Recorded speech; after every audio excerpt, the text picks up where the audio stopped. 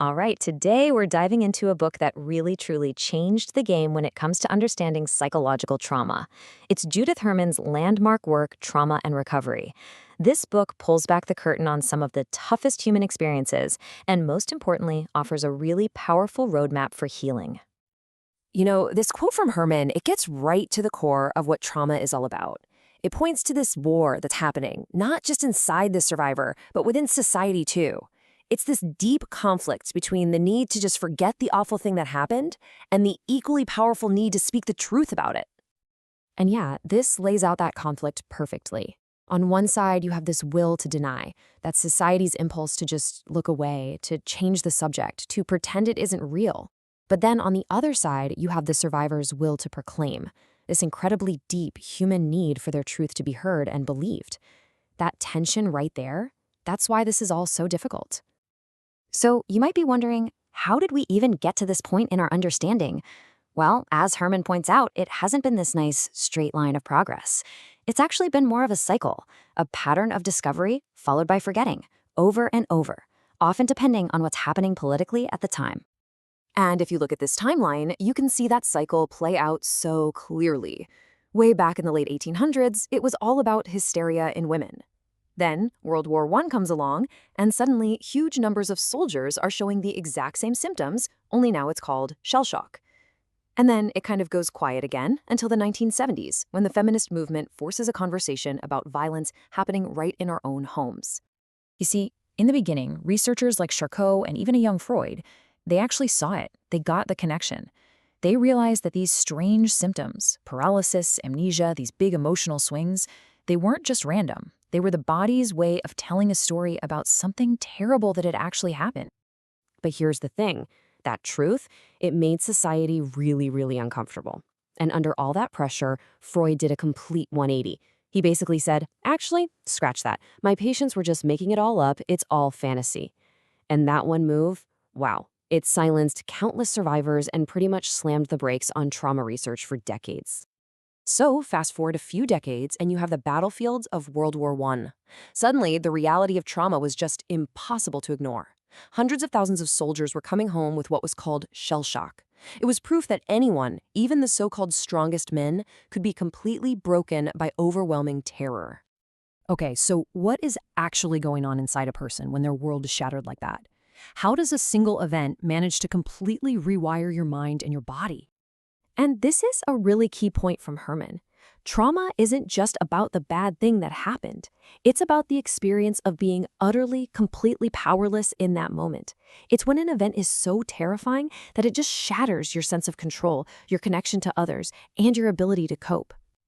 Now, to help us make sense of all this chaos, Herman organizes the symptoms into 3 main groups, and these are really key to getting what a survivor goes through. Okay. First up, you've got hyperarousal. I want you to imagine your body's alarm system, right? Now imagine it gets stuck in the on position. The danger is long gone, but the body is still braced for an attack, 24/7. This means trouble sleeping, being on edge all the time, and jumping out of your skin at the slightest noise. And this brings us to this really wild paradox at the heart of trauma, which you can see right here. The mind is basically fighting a war with itself.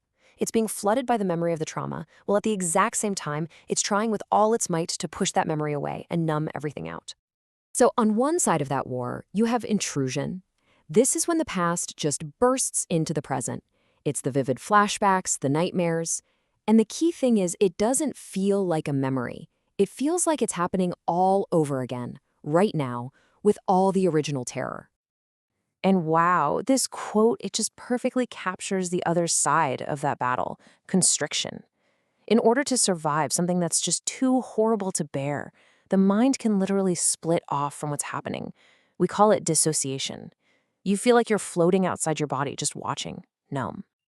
You know, that numbness, it's a brilliant survival tactic in the moment. It saves you.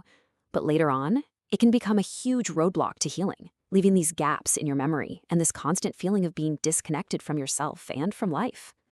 Okay, so if that's the damage, what's the path back? The good news is, Herman doesn't just describe the problem, she lays out a really clear, hopeful, 3-stage framework for what recovery actually looks like. Right, so as you can see here, healing isn't just one thing, it's a journey. And it starts with the absolute most important step, safety. You have to establish safety first, in your world and in your own body. Only when that's in place can you move to the second stage, which is remembrance and mourning. That's the hard work of telling the story and grieving what was lost. And that work, eventually, leads to the final stage, reconnection. And this is so, so important to understand. The goal isn't to just forget the trauma, erase it. That's not possible. The real goal is to integrate that memory, to make it a part of your life story, but in a way where it no longer has the power to take over your present. It becomes a part of the past, where it belongs. And this brings us to what might be the most powerful, game-changing idea in the whole book. This idea of commonality, and how true healing is all about connection. See, before this book, people saw the trauma of a combat vet and the trauma of a domestic abuse survivor as two totally different things. Like, they were from different planets. One was public and heroic, the other was private and shameful. But Herman, she was the one who connected those dots. She showed that the psychological injury, the hyperarousal, the intrusion, the constriction, is the same. The terror a soldier feels on a battlefield and the terror a child feels in their own home, they leave the same kinds of wounds on a person's soul. And she uses this amazing quote from Virginia Woolf to really drive the point home. Basically, you can't separate violence in public, like war, from violence in private, like in a family. The power dynamics, the fear, the damage it does, it's all the same stuff. So if you take one thing away from all of this, let it be this. Trauma's deadliest weapon is isolation. It cuts you off from yourself, from other people, from everything. So it only makes sense that the antidote, the cure, has to be found in restoring those very same connections. And that really leaves us with a powerful question to think about for all of us. If we know that trauma breaks connections and that healing depends on rebuilding them, then what's our role? How can we be the kind of community that doesn't look away, but instead helps survivors rebuild the very bonds that trauma tried to destroy?